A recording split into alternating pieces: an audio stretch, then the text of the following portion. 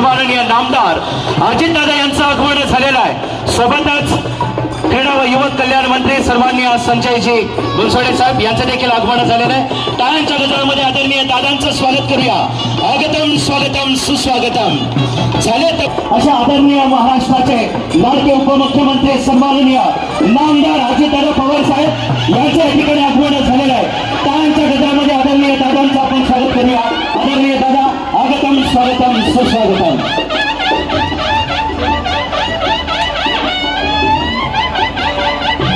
तालुका राष्ट्रवादी काँग्रेस पक्षाच्या कार्यालयाच्या उद्घाटनाच्या निमित्तानं उपस्थित असणारे मंत्रिमंडळातील माझे सहकारी माननीय संजय बनसोडेजी, कार्यक्रमाचे अध्यक्ष वैभवदादा पाटील, गौरवभाऊ नागवडी, राहुलदादा महाडिक,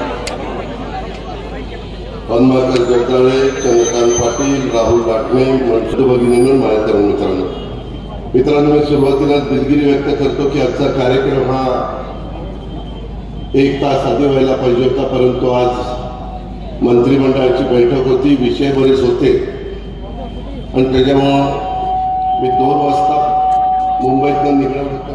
मी सुरेशराव खाडे आणि संजय बनसोडे आम्हाला निघायलाच 3 वाजले आणि त्याच्यामुळं थोडी घाई आहे, कारण पुढं देखील 2 ठिकाणी जायचं आणि 2 ठिकाणी आमची खो खो स्पर्धेच्या आणि कबड्डी स्पर्धेच्या बद्दलचे सांगली शहरातले कार्यक्रम आहेत। मधल्या काळामध्ये आपल्याला सगळ्यांना माहिती की आपल्या जिल्ह्याचे सुपुत्र आणि अनेक वर्ष विधिमंडळामध्ये काम करणारे यांच्याबरोबर अनिल भाऊ बाबर यांचं दुःखद निधन झालं आणि त्यांच्या घरी सांत्वनपर आपण जावं, ही आपली माणुसकी, ही आपली परंपरा आहे।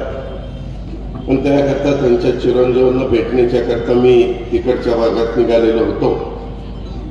त्यावेळेस केदारने विनंती केली की दादा, आम्ही इस्लामपूर वाळवेच्या परिसरामध्ये अतिशय प्रतिकूल परिस्थितीत काम करतो,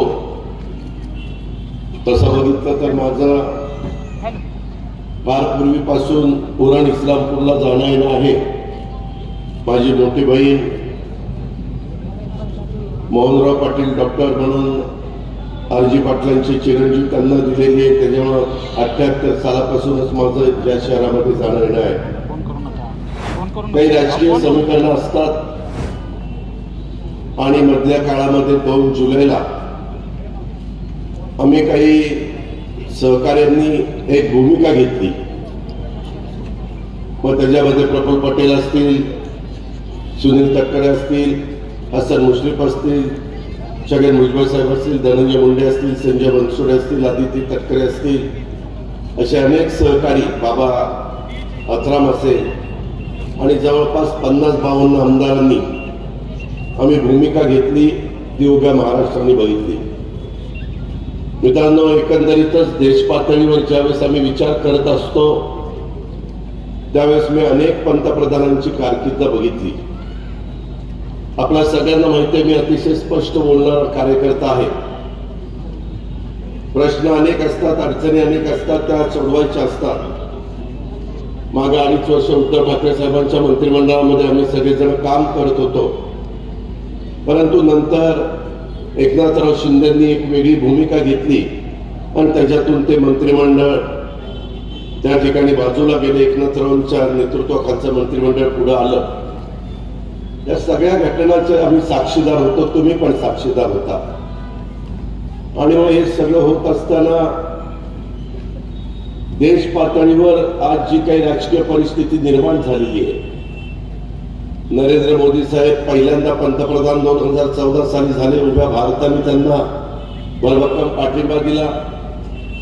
पुन्हा 2019ला त्यांची निवड देशातल्या जनतेने पूर्ण बहुमताने केली। लोकसभेमध्ये जेवढ्या जागा लागतात 543च्या 50%, त्या देखील त्याच्यापेक्षा कितीतरी जास्त त्यांना मिळाल्या आणि त्यांनी देशाचं नेतृत्व करत असताना तुमच्या माझ्या देशामध्ये विमानतळ असतील, नॅशनल हायवे असतील, त्याच्यामध्ये वंदे भारत ट्रेन सारख्या नव्या ट्रेन सुरू करण्याचा प्रश्न असेल, बुलेट ट्रेन सुरू करण्याचा प्रश्न असेल, अनेक महत्वाचे ब्रिजेस करण्याचा प्रश्न असेल, अटल टनेल म्हणून जम्मू काश्मीरमध्ये झाला त्याच्या संदर्भातलं काम असेल, अशी खूप मोठी प्रचंड मोठी यादी माझ्या गोरगरीब जनतेला घरकुलाचं कार्यक्रम राबवण्याचं काम असेल, घरकुलं देण्याचं काम असेल, उज्ज्वला त्या गॅसमध्ये तो कार्यक्रम असेल, अशा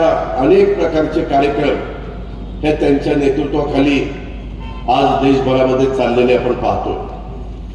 समोरच्या बाजूला जर आपण बघितलं तर विरोधकांच्या मध्ये एक वाक्यता नाहीये. विरोधक असे इकडे तिकडे सैरावैरात पडतात का काय, अशा प्रकारची परिस्थिती आहे. मध्ये काहींनी दाखवलं की आम्ही सगळेजण एकत्र आहोत, परंतु पश्चिम बंगालच्या मुख्यमंत्री ममता बॅनर्जींनी त्याच्यातनं पहिलं बाहेर पडलं, त्या म्हणलं की बाबा माझं तुमचं जमणार नाही. नितीश कुमारांच्यावर बऱ्याच जणांचं त्या ठिकाणी लक्ष होतं. नितीश कुमारांनी नंतर लालू प्रसाद यादव यांच्या पक्षाची जी काही त्यांची युती होती ती तोडली आणि पुन्हा ते भारतीय जनता पक्षाच्या बरोबर त्यांनी बिहारचं सरकार केलं. मान हे पंजाबचे मुख्यमंत्री आहेत, त्यांनी देखील सांगितलं की आमचं आणि आमच्यातल्या इतरांचं जमणार नाही, आम्ही आमच्या पद्धतीनं निवडणुका लढवणार. त्याचबरोबर केजरीवालांचं पण अजून नक्की काय होणार ते माहिती नाही. इस्लामपूरकरांनो, वाळवाकरांनो, आपला देश जवळपास 125 कोटीपेक्षा जास्त जनता झालेली आहे. अनेक जाती धर्माचे लोक गुड्या गोविंदाने इथं राहतात. मागासवर्गीय असतील, आदिवासी असतील, अल्पसंख्याक असतील, बहुजन समाजाचे असतील किंवा कुठल्याही घटकातले असू दे, त्यांना सुरक्षितता मिळाली पाहिजे, त्यांना एक विश्वास वाटला पाहिजे. हे सगळी जर परिस्थिती बघितली आणि जगामध्ये देखील तुमच्या माझ्या देशाचं नाव हे अतिशय गौरवाने इतर देशांनी पण घेतलं पाहिजे. आपल्या देशाच्या पंतप्रधानांच्याकडं त्या ठिकाणी त्यांचा मान सन्मान हा कशा प्रकारे परदेशात गेल्यानंतर त्यांना प्रतिसाद मिळतो, लोक कशा प्रकारे त्यांना भरभक्कम पाठिंबा देतात, हेही आपण पाहिलंय. सातत्याने जनतेशी संपर्क ठेवण्याचा त्यांचा प्रयत्न असतो. रात्रंदिवस काम करत असतात.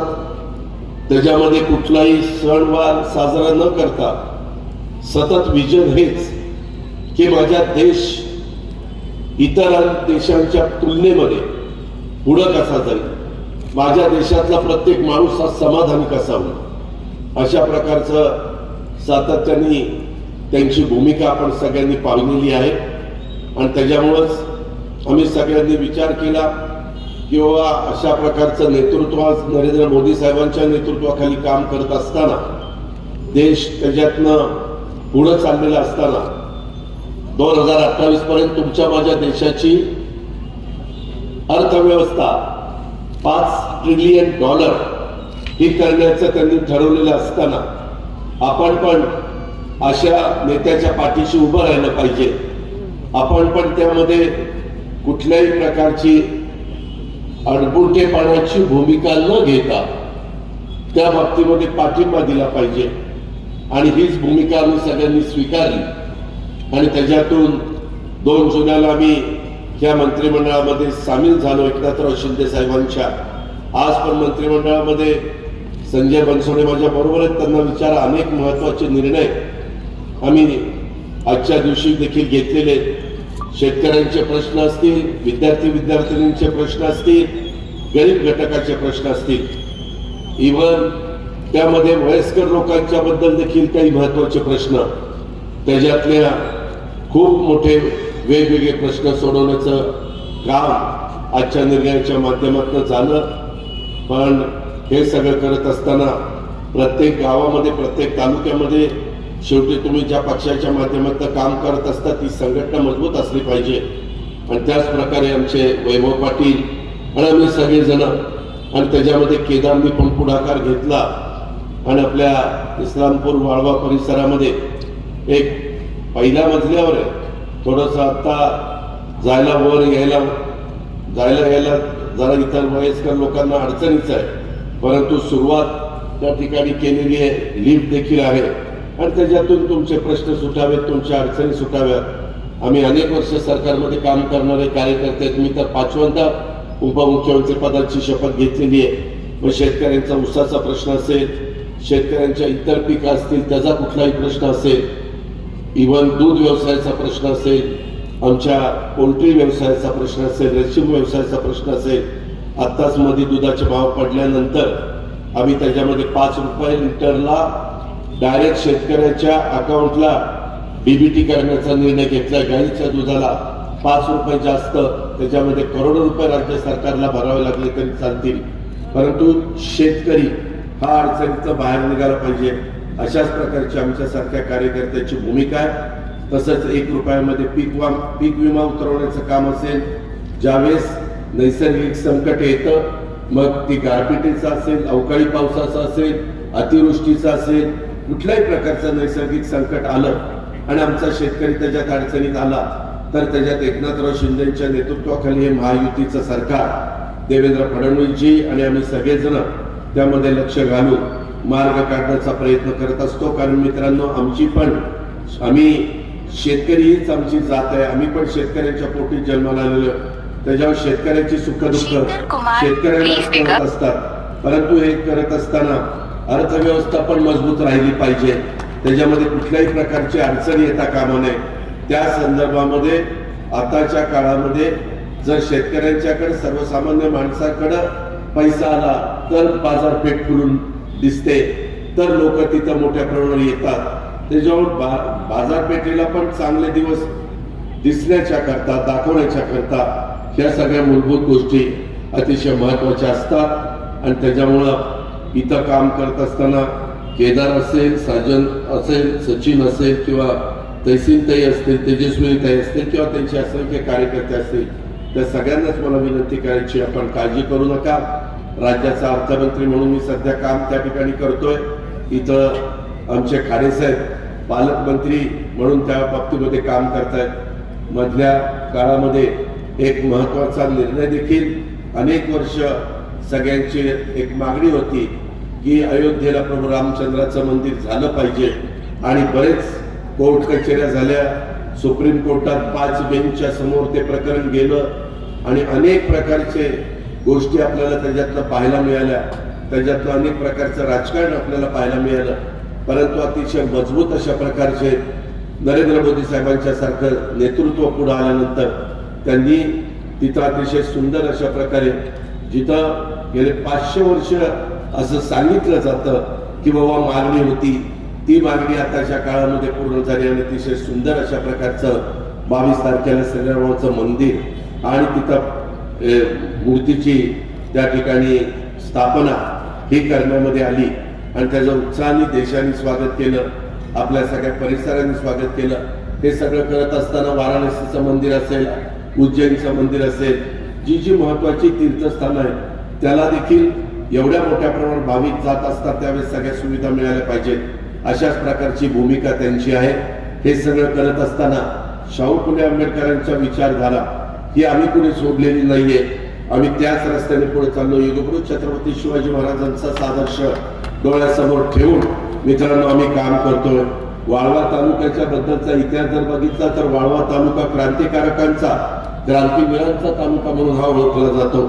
या तालुक्यामध्ये क्रांतिसिंह नाना पाटील असतील, यांच्या नेतृत्वाखाली त्या काळामध्ये इंग्रजांना हाकलून देण्याचं काम, मग पद्मभूषण क्रांतीवीर डॉक्टर नागनाथ अण्णा नायकोडे असतील, स्वातंत्र्य सैनिक पांडू बस्तर असतील, हुतात्मा किसन अहिर साहेब असतील, इत्यादींनी केलंय। स्वातंत्र्यपूर्व आणि स्वातंत्र्यानंतर देखील पद्मभूषण क्रांतीवीर डॉक्टर नागनाथ अण्णा नायकोडे यांनी महाराष्ट्रात तसंच देशात देखील गोरगरीब सर्वसामान्य माणसांचे, लोकांना हुतात्मा उद्योग समूह आणि चळवळीच्या माध्यमातून ताकद देण्याचं काम हे केलेलं आहे। ही देखील एक समाधानाची बाब आहे। आज ह्या सगळ्या गोष्टी पुढे नेत असताना प्रत्येक बाबतीमध्ये नवीन पिढी ही देखील पुढे येते, चांगल्या पद्धतीने त्याच्यामध्ये काम करते, त्याचंही समाधान आमच्या सारख्या सहकारी मित्रांना आहे। प्रत्येक वेळेस आम्ही देखील 1999 साली ज्यावेळेस राष्ट्रवादी काँग्रेस पक्षाची स्थापना शिवाजी पार्कला 10 जूनला झाली, त्यावेळेस वेगवेगळे नेतेगण तिथं होते, परंतु आम्ही सगळे ज्युनियर म्हणून तिथं ओळखले जात होतो. त्याच्यानंतरच्या काळामध्ये आम्ही पण सगळ्यांनी आपल्या आपल्या ताकदीने प्रयत्न केले, लोकांचा विश्वास संपादन करण्याचं काम केलं आणि त्याच्यातनं एक महाराष्ट्रातल्या जनतेला देखील आम्हा लोकांची ओळख निर्माण झाली. परंतु ही ओळख होत असताना शेवटी जमिनीवर पाय ठेवूनच चालायचं असतं, सर्वसामान्य जनतेला कधी विसरायचं नसतं. हे स्वर्गीय यशवंतराव चव्हाण साहेबांची जी शिकवण आहे, स्वर्गीय वसंतदादा पाटलांची जी शिकवण आहे, त्या शिकवणीतून पुढे जाण्याचं काम मित्रांनो आम्ही सगळेजण करतोय. त्याबद्दल तीळमात्र शंका मनामध्ये बाळगू नका. आम्ही सत्तेला हवापलेले कार्यकर्ते नाही. सत्ता येत असते, सत्ता जात असते, ताम्रपट घेऊन कुणीच जन्माला आलेलं नाहीये. पण बहुजन समाजातल्या शेवटच्या माणसाला देखील सत्तेच्या माध्यमातून त्यांचे प्रश्न सुटले गेले पाहिजे, हाच दृष्टिकोन ठेवून आज 50-52 आमदारांनी आम्ही अशा प्रकारची भूमिका त्या ठिकाणी घेतली आणि त्या भूमिकेचं स्वागत हे महाराष्ट्रामध्ये फिरत असताना अनेक ठिकाणी पाहायला मिळालं. इथं देखील तसं बघितलं तर सभेचा वगैरे कार्यक्रम नव्हता. मी केदारला सांगितलेलं होतं की जाताना फक्त आम्ही फीत कापू आणि पुढे निघून जाऊ, परंतु तुम्ही सगळेजण मोठ्या संख्येने इथे उपस्थित होता म्हणून मी आल्या माहीत घेतलं. मी आपल्या सगळ्यांचं राष्ट्रवादी काँग्रेस पक्षाच्या वतीने मनापासून स्वागत करतो. उद्याच्या लोकसभेच्या विधानसभेच्या निवडणुका ज्यावेळेस येतील त्यावेळेस महायुतीचे सदस्य म्हणून जे पक्ष आमच्या बरोबर आहेत आम्ही सगळेजण एकत्र बसून चांगल्यात चांगले उमेदवार देण्याचं काम त्या ठिकाणी करणार आहोत. त्यांना आशीर्वाद देण्याचं काम, त्यांना पाठिंबा देण्याचं काम आपण सगळ्यांनी मतदार राजा या नात्याने करावं, ही पण तुम्हाला सगळ्यांना आग्रहाची, नम्रतेची, कळकळीची विनंती करतो. आणि आज आपल्या सगळ्यांच्या साक्षीनं वाळवा तालुका राष्ट्रवादी काँग्रेस पार्टी कार्यालयाचं उद्घाटन इथं झालं असं जाहीर करतो आणि मग माझ्या पुढच्या कार्यक्रमाला जाण्याची परवानगी घेऊन मी आपली रजा देतो. जय हिंद, जय महाराष्ट्र. धन्यवाद.